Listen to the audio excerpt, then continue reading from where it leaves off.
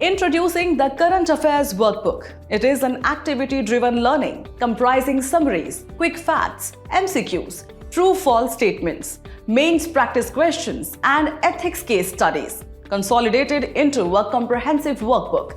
Dive into our monthly magazine summary, a concise overview capturing key insights, events, and trends of the month.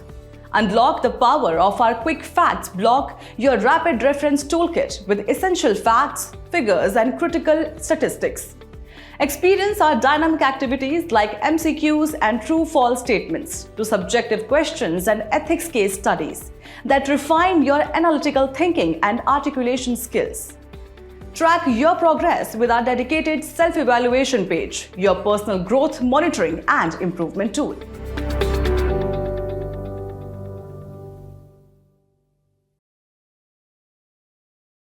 Hello and welcome to this edition of News Today. Without delay, let's have a look at the headlines first. Report of Parliamentary Standing Committee on Social Justice and Empowerment released. State Finances, a study of budgets of 2024-25, fiscal reforms by states, report released by RBI. In a first, Indian oceanographers have captured image of an active hydrothermal vent. Intergovernmental Platform on Biodiversity and Ecosystem Services releases Nexus Assessment Report. Site Adjacent Factory Employee or Safe Accommodation, Worker Housing for Manufacturing Growth report released. A study identifies nanoplastics as emerging agents in spread of antibiotic resistance. In our very first news, let's delve into the findings and recommendations of the Parliamentary Standing Committee on Social Justice and Empowerment. The committee tasked with considering the demands for grants 2024-25 of the Department of Social Justice and Empowerment, which comprises of 31 members, 21 Lok Sabha and 10 Rajya Sabha. One of the primary concerns highlighted by the committee is the absence of defined physical targets in certain schemes, such as the Pradhan Mantri Adarsh Gram Yojana. This lack of benchmarks make it difficult to evaluate the actual impact and outcomes of such initiatives. Additionally, the report pointed out significant implementation challenges, including the underutilization of funds due to incomplete documentation and delays in the release of funds by states. The enforcement of critical legislation such as the Protection of Civil Rights Act 1955 and the SC and ST Prevention of Atrocities Act 1989 was found lacking, primarily due to inability of the states to set up requisite implementation machinery. In light of these challenges, the committee has offered several recommendations. It emphasized the need for capacity building among state institutions to ensure effective implementation and the achievement of set targets. Cooperative federalism was also highlighted as a solution, urging states to contribute their share of resources for seamless execution of centrally sponsored schemes. Furthermore, the report advocates for greater use of information, education, and communication for better publicity and wider dissemination of information related to schemes. Lastly, in terms of addressing state-specific issues, the organization of regional workshop is recommended to address state-specific challenges and promote better fund utilization. The report also brought attention to major schemes designed for the welfare of vulnerable sections of society. For the scheduled caste, programs such as Shreyas or Scholarship for Higher Education for Young Achievers scheme and PM Ajay or Pradhan Mantri Anusuchit Jati Abhyuday Yojana have been pivotal. For the other backward classes, the PM Yashashvi or Young Achievers Scholarship Award scheme for Vibrant India has shown promise. For senior citizen scheme like Rashtriya Vayoshri Yojana and Atal Vayo Abhyuday Yojana have focused on providing essential aids and services. Meanwhile, the SMILE initiative, or Support for Marginalized Individuals for Livelihood and Enterprise, extends support to beggars, transgender persons, and the homeless, fostering inclusive development. Moving on, a crucial report has been released by the Reserve Bank of India, or RBI, titled State Finances, a Study of Budgets of 2024-25, which provides an in-depth analysis of the fiscal health of state governments, focusing on fiscal reforms. Let's take a quick overview of the fiscal position of the states. Firstly, gross fiscal deficit or GFD. It stands at 2.9% of GDP in 2023-24, slightly higher than 2.7% in 2022-23. GFD represents the difference between total expenditure, both revenue and capital, and revenue receipts, including non-debt creating capital receipts. Second, revenue receipts. These declined marginally in 2022-23 due to lower tax devolution, etc. Revenue receipts refer to non-redeemable receipts that do not lead to a claim on the government. Next, capital expenditure.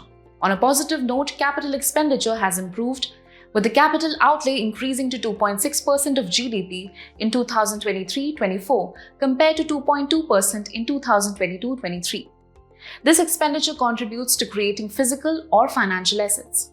Finally, overall debt. Encouragingly, the overall debt of states declined from 31.8% in March 2004 to 28.5% of GDP as of March 2024.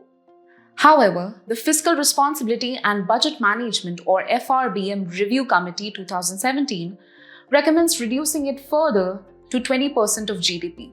States have undertaken key reforms to strengthen their fiscal position as well. Under institutional reforms, State Institutions of Transformation or SITs under the State Support Mission or SSM by Niti Aayog, etc. have been set up. When it comes to expenditure reforms, increased use of direct benefit transfers or DBT for welfare schemes have been undertaken. For example, Telangana's Raitu Bandhu scheme was implemented through DBT. And lastly, borrowing reforms. There has been a notable shift towards market borrowings in the financing of GFT from 17% in 2005-06 to 79% in 2024-25. The report also outlines several recommendations to enhance fiscal sustainability. Firstly, rationalization of subsidies. This includes measures such as reducing subsidies on electricity and farm loan waivers to avoid crowding out of more productive expenditure. Next, rationalization of centrally sponsored schemes or CSS. Streamlining these schemes could free up budgetary space for state-specific priorities. Other recommendations include debt consolidation, ensuring timely data availability, adopting climate budgeting, and implementing outcome budgeting. The report underscores the importance of fiscal reforms by states in achieving long-term sustainability and growth. As states continue to implement these measures, they pave the way for a more resilient fiscal framework. A groundbreaking achievement by Indian oceanographers has taken the spotlight as they have captured the first ever image of an active hydrothermal vent deep within the Indian Ocean. This milestone is the result of hydrothermal exploration program conducted by the National Center for Polar and Ocean Research and the National Institute of Ocean Technology. The discovered hydrothermal vent lies an outstanding 4,500 meters below the ocean surface and holds immense potential for mineral exploration under India's Deep Ocean Mission. Hydrothermal vents, often referred to as underwater springs, where cold water prevailing near the seabed comes in close contact with magma in a tectonically active region. Cold water trickles through cracks and fissures in the ocean crust, coming into contact with magma. The water heats up, dissolving minerals from surrounding rocks and emerges as hydrothermal plumes rich in trace metals, gases, and minerals. These vents are part of the global mid-oceanic ridge system. And lastly, these support diverse ecosystems and microbial communities, serving as the foundation of the food web in deep-sea environments. The significance of hydrothermal vents extends beyond their mesmerizing visuals. They transport heat and chemicals from the Earth's interior, support life in extreme environments, provide valuable mineral resources, and offer unparalleled insights into the origins of life on Earth. This discovery aligns with the objectives of the Deep Ocean Mission, which was approved in 2021 with an estimated budget of Rs 4,077 crore over 5 years. Spearheaded by the Ministry of Earth Sciences, this mission encompasses multiple components, including the development of technologies for deep-sea mining and manned submersibles, development of ocean climate change advisory services, technological innovations for exploration and conservation of deep-sea biodiversity, deep ocean survey and exploration, energy and fresh water from the ocean, and advanced marine station for ocean biology. In conclusion, with this first image of an active hydrothermal vent, India has made a significant leap in its oceanic research capabilities, furthering its commitment to unlocking the mysteries of the deep sea while fostering sustainable exploration. In a significant development, the Intergovernmental Platform on Biodiversity and Ecosystem Services, or IPBES, has released its much-anticipated Nexus Assessment Report. Also known as the Assessment Report on the Interlinkages among Biodiversity, Water, Food and Health. This comprehensive study explores the integrated connections among 5 key elements: biodiversity, water, food, health and climate change. The report underscores the immense cost of our current economic activities. Astonishingly, unaccounted for damages to these interconnected elements amount to 10 to 25 trillion per year.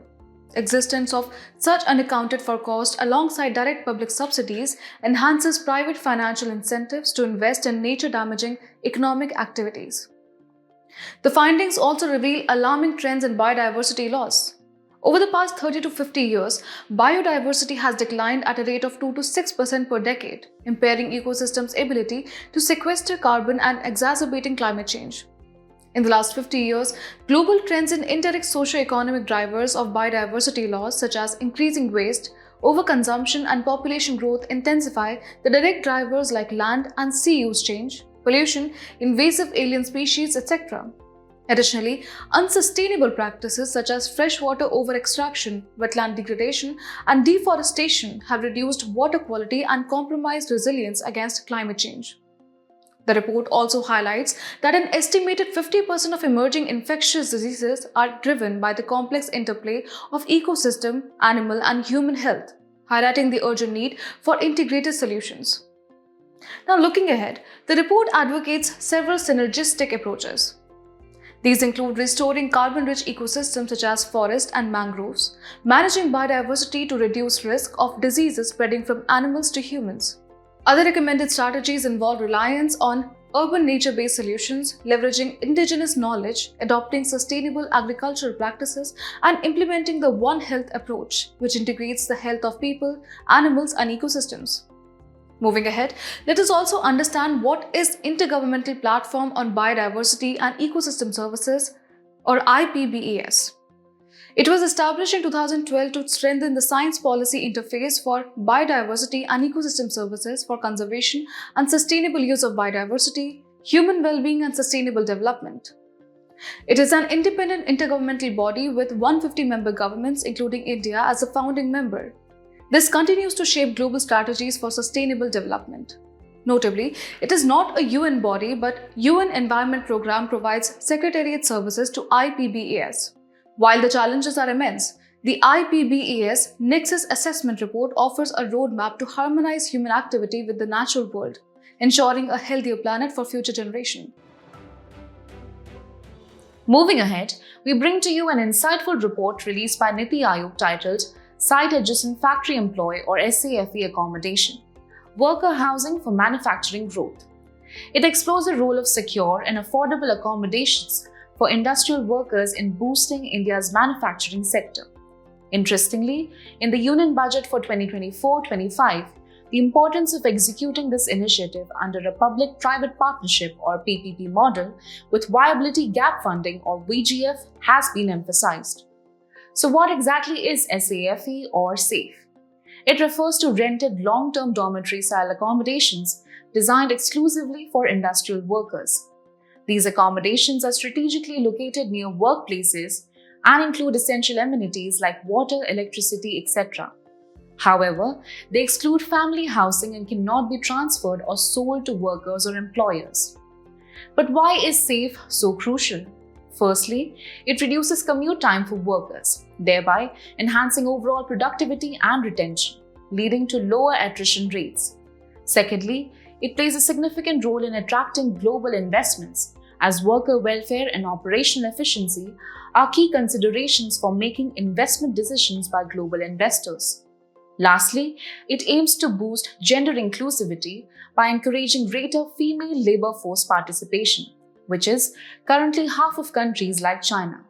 Now, let's look at the challenges hindering the implementation of such accommodations. On the regulatory front, restrictive zoning laws that prohibit residential housing in industrial zones unless explicitly permitted, and conservative building bylaws like low floor area ratios limit the potential for high-capacity housing. Economically, high operating and capital costs pose significant hurdles, with accommodations in industrial zones classified as commercial attracting higher taxes. To overcome these challenges, several recommendations have been put forward. First, reclassify worker accommodations under a distinct category to enable GST exemptions and reduce taxes.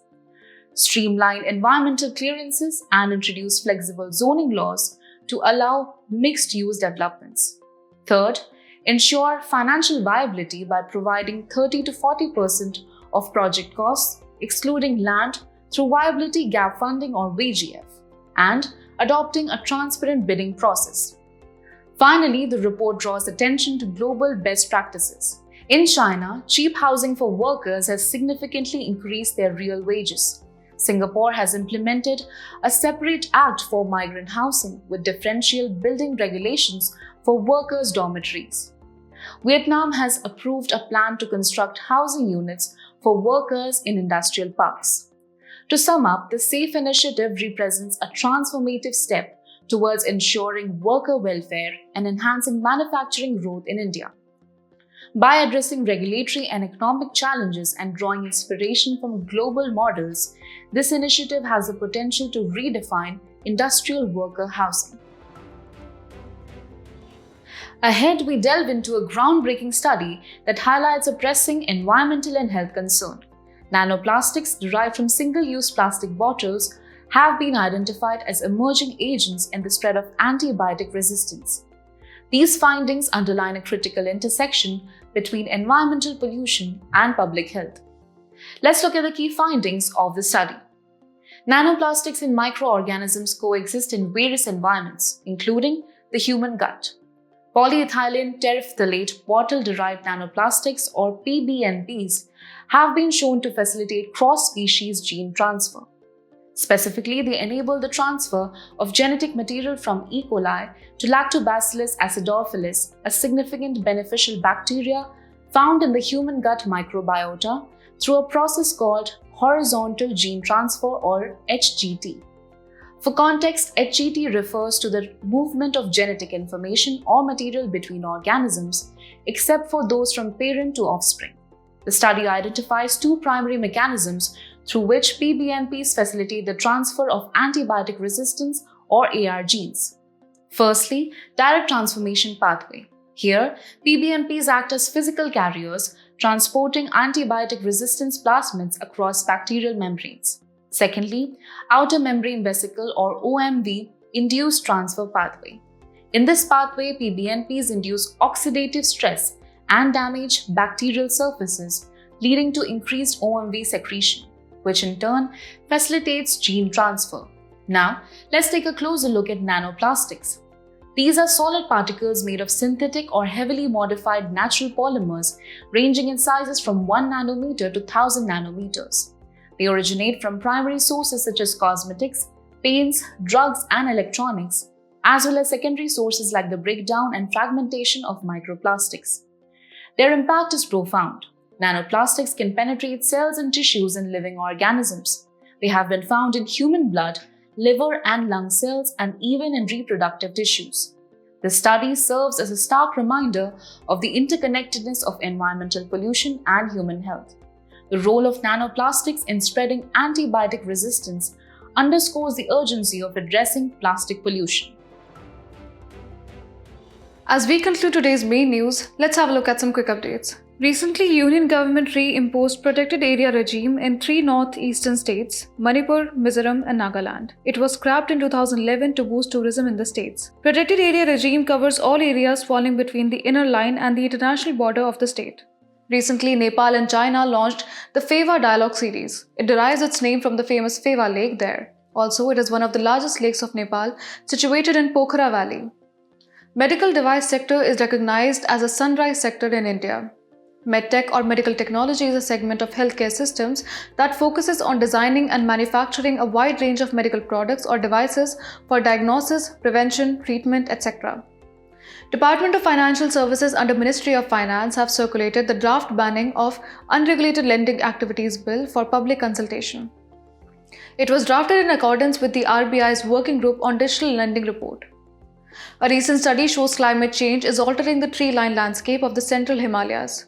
Birch trees that dominate the region are being replaced by fir, a slow-growing evergreen conifer. Birch tree is a fast-growing deciduous broadleaf species found growing in the Himalayas. Recent data shows EMRS falls short of 5% subquota for PVTGs, or particularly vulnerable tribal groups. PVTGs include 75 tribal communities as PVTGs based on the recommendations of the Thaber Commission meeting specified criteria. Telecom Regulatory Authority of India has implemented a blockchain-based distributed ledger technology framework to trace all commercial SMS. It requires all principal entities like businesses, etc., along with their telemarketers to register their message transmission path through DLT. Scientists at the World Health Organization have endorsed a new class of medicine known as GLP-1 receptor agonists. Glucagon-like peptide or GLP-1 receptor agonists are utilized in treating type 2 diabetes and obesity. The Ministry of Culture has partnered with France Museums Development to develop the Yug Yogin Bharat National Museum into a world-class cultural institution. Yug Yogin Bharat National Museum is part of the Central Vista Redevelopment Project. It spans across New Delhi's North and South blocks. Before we sign off, let's challenge your understanding in today's installment of Test Your Learning.